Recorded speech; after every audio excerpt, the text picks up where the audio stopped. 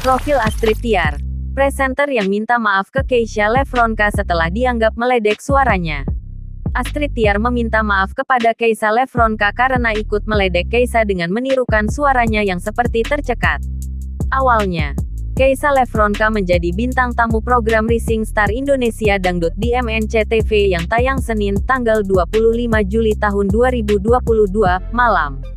Permintaan Astrid Tiar ini menyusul tindakan serupa yang dilakukan Ivan Gunawan yang juga meledek Keisha di acara tersebut. Astrid Tiar menulis permintaan maafnya melalui akun Instagram pribadinya, @astridshare127. Berikut profil Astrid Tiar, presenter yang minta maaf pada Keisha Lefronka karena dianggap meledek suaranya. Astrid Tiar lahir pada tanggal 12 Juli tahun 1986. Nama lengkapnya adalah Astrid Tiar Josephine Panjaitan. Ia merupakan keturunan suku Batak, Sumatera Utara. Astrid mempunyai seorang kakak laki-laki bernama Rio Panjaitan. Nama Astrid Tiar terkenal setelah menjadi pemenang Gadis Sampul pada tahun 2000. Astrid Tiar menjadi presenter FIFA World Cup Live Quiz pada tahun 2010. Profesi ini juga pernah membawanya menjadi host di acara musik dahsyat, menggantikan Luna Maya.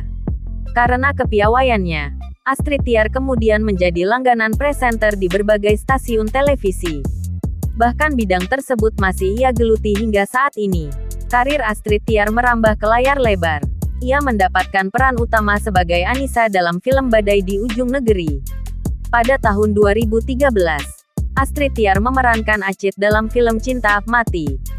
Film layar lebar bergengsi yang pernah ia mainkan adalah Critical Eleven dan Ananta. Ia menikah dengan seorang dokter spesialis urologi bernama Gerhard Reynaldi Situmorang pada tanggal 21 Juli tahun 2012. Astrid dan Gerhard melakukan pemberkatan di Gereja HKBP Menteng, Jakarta Pusat. Astrid Tiar dikarunia 2 orang anak dari pernikahannya dengan Gerhard. Jangan lupa subscribe, share, komen, dan like ya!